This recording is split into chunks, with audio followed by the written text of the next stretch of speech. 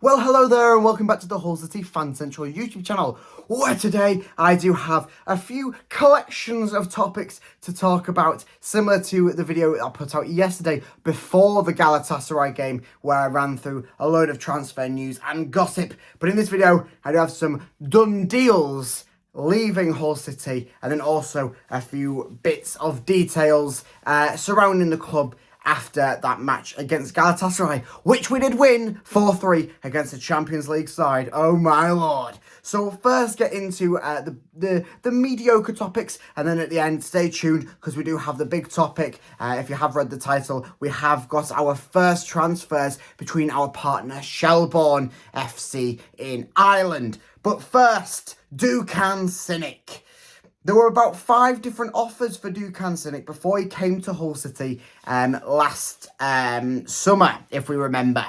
Vincent Kompany had told Adrian Elajali himself that he would have bought him if we hadn't taken him 1 day earlier. So we beat Burnley, we beat Vincent Kompany by 1 day. Imagine that, a world where we didn't have Dukan Sinek and it was instead at the Championship winners, Burnley. I'm sure he is regretting that deal, but we're certainly not after a somewhat of a successful start to the season.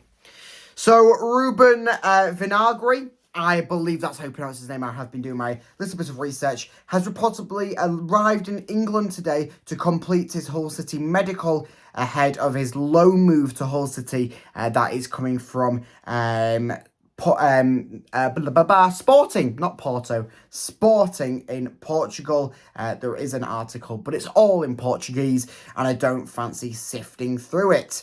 Now, this is just a little bit of a breakup topic, but someone put out what they think Rosinia's starting lineup will be coming into this new season, with obviously maybe a few transfers still lingering on the table. We'll see what everyone thinks of this lineup. I'm not a massive fan of some of the areas, but we'll see. Obviously, it will make a strong bench, this lineup, you'll see in a second.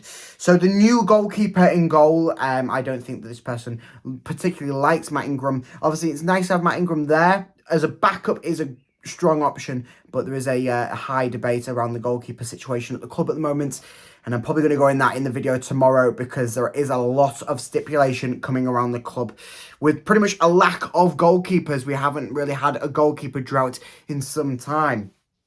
Vinagre at left back, Greaves, Jones at centre back, Christie at right back. That I am happy with, that defensive line. Maybe could see Christie getting replaced with Coyle on some rest days, just to keep the fitness levels up. But other than that, obviously Greaves can option at a left back, and then we could get Sean McLaughlin in to give Vinagre a bit of a rest. I'm not really sure how his fitness levels are. Tete, Seri, Slater, Aliar. That's your midfield. Tete and Aliar out on wide. I'm happy with that. Personally, I would possibly take more of like an Aaron Connolly if he actually did want to come back to Hull City. I know those were a few rumours flying around I did discuss in yesterday's video, but I'd take Connolly over on the left-hand side rather than Tete, as I like to see Tete more as that playmaker for Oscar, as we did see glimpses of it working in last season, especially that game against West Brom where we lost 5-2, but them 2 goals were set up by Tete and resulted in Oscar finishing. Traore and Oscar up top. Traore dropping deep, Oscar pushing on to get them poacher-style finishes, as we did see yesterday against Galatasaray, where we did beat them. I don't know if I can mention that anymore, because I will have more fans having a go at me. Goalkeeper situation, I was just on about it, but now we have a full list of who we have been linked with and possibly made bids for. So Tom Heaton of Manchester United, Bailey Peacock-Farrell of Burnley, and Mark Travers of Bournemouth. The one that seems most likely to happen, I think, will be Mark Travers of Bournemouth. He is a good goalkeeper at the end of the day. I believe he's still quite young as well, so a lot of longevity in him. The one that probably I'd least likely to take is Bailey Peacock-Farrell of Burnley. He just doesn't seem to have too much experience. And obviously Tom Heaton is Tom Heaton. We know about Tom Heaton. Right. Juicy topics now. Shelbourne FC, we have made our first links with them, but first, some other academy news. AJ Weston has joined the under-21s. He is a left-back, and I believe that he has come from Huddersfield's academy. I may be mistaken on that one. Now, it's the big one. Under-21s midfielder Harry Wood has joined League of Ireland Premier Division side Shelbourne FC on a loan deal until the 13th of November. Subject to international clearance, that is. So that is going to be an interesting loan deal. Obviously, Harry Wood did come to us out of Manchester United's academy, I believe. He is a top quality midfielder. Hopefully, he will shine under Shelbourne and make that one of the first of two deals between our new partners. Second one, he is a loan deal, and that's why I'm wearing the goalkeeper top today. It is Harry Fisk has joined Shelbourne on a permanent deal. This is a permanent deal. It's a good deal for Harry. He was getting some good game time in the academy. He seems to be quite a good goalkeeper, and best of luck to him in the future at Shelbourne. Obviously, this is subject to international clearance, of course, because Ireland is not in England. If you didn't know that, I mean, most of you probably did, but some of you might have not. So those are the done deals between the two sides. Obviously, Harry Wood probably being the most prominent one for Hull City in this sakes, as he has made his City debut back in 2021, I want to say. And obviously being a key part of the academy, the under-21s, all that sort of jazz.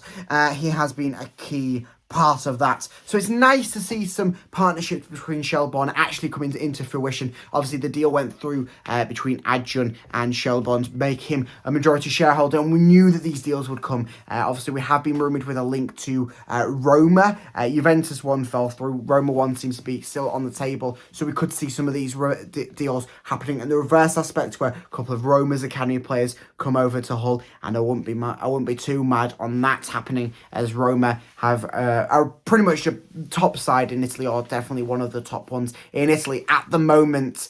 So it's a very, very, very good partnership. That Shelbourne is a good partnership for our sake. Send some of our academy lads out to go and get a bit of game time, a bit of development, and we are seeing that come into fruition right now with Harry Wood and Harry Frisk. Yes, they're both Harrys, I think.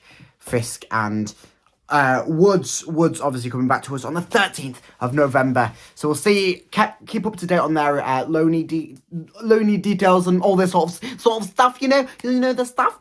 But other loany news, Callum Jones, his loan out at Forest Green. They had their first pre-season friendly yesterday under the first female manager in the 92, and he bagged himself a free kick goal. So that makes it his first goal, not in a competitive aspect, but in a friendly for Forest Green Rovers. So we'll keep you up to date on all the other details of our loanees going out on loan for the remainder of the pre-season and moving into the season. So make sure you like and subscribe so you don't miss any more Hull City news and content like this, as I'll have plenty more coming out for you from the mighty Hull City. So I'll see you there. Goodbye.